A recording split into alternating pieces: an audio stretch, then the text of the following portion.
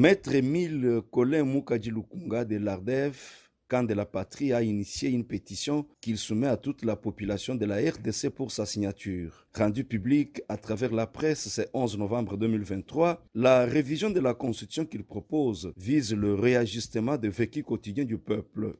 Elle a entre autres innovations, la suppression du Sénat, la réduction des émoluments des élus nationaux, car budgétivores, la suppression de l'élection des gouverneurs de province, sans oublier la suppression de toute complicité entre le Parlement et le gouvernement, ce premier qui n'a presque pas bien joué son rôle. Le Camp de la Patrie lance ce jour un appel patriotique, sincère et solennel à tous les Congolaises et Congolais à soutenir cette pétition dont la seule motivation reste le développement intégral de notre pays en vue de résoudre les défis qui minent la destinée de notre peuple.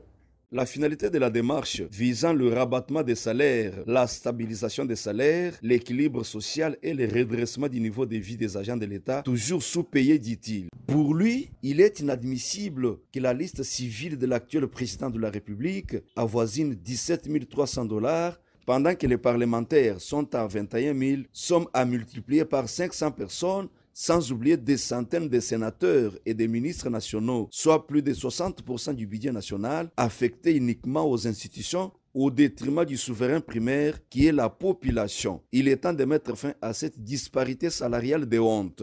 Par rapport à notre constitution, donc la mission dévolue aux sénateurs est la même que celle dévolue aux députés nationaux. Mais alors, pourquoi soutenir à tout prix que cette institution continue son travail si elle n'a pas une suprématie? C'est-à-dire, prenons le cas où l'Assemblée nationale a adopté une proposition projet de loi et que cette proposition ou projet arrive au niveau du Sénat. Si le Sénat l'adopte dans d'autres termes différents, il est recommandé de mettre en place une commission paritaire pour harmoniser. S'il n'y a pas l'harmonisation des points de vue, eh bien, c'est la position de l'Assemblée qui prime. Alors, pourquoi persister à maintenir cette institution constituée de 104 ou 106 députés et sénateurs qui touchent à la fin de chaque mois ici, $1 million. Donc ça ne sert à rien de maintenir cette institution. Elle est essentiellement budgétivore et compte tenu des conditions socio-économiques de notre pays, le Sénat ne se justifie pas encore dans notre pays.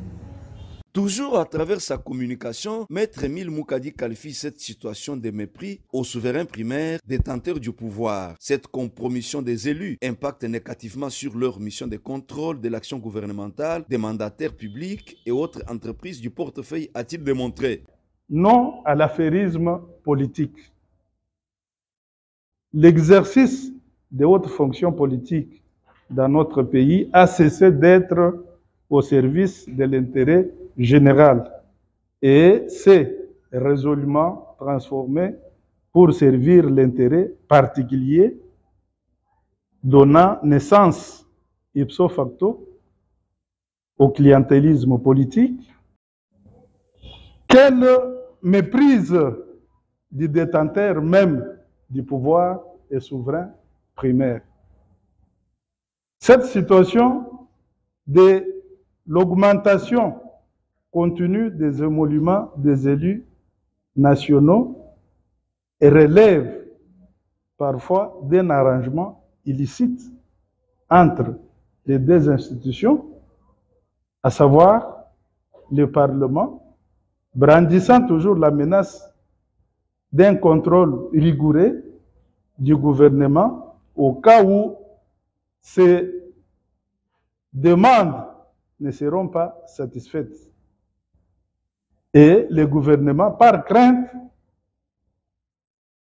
de s'attirer la colère des élus, baisse toujours les bras et cède facilement à la demande de ces derniers.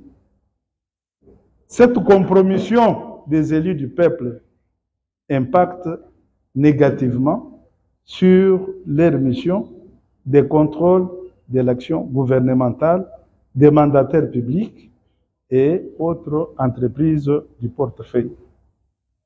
Pour le camp de la patrie, non à l'affairisme politique, aux institutions budgétivores et à la balkanisation. Ce, au profit du barème salarial unique au Congo démocratique. Oui, pour un Congo fort et prospère, sous la conduite de Fathi Beton, conclut ce membre de l'Union sacrée, qui est lui aussi candidat à la députation nationale dans la ville de Mbujimaï.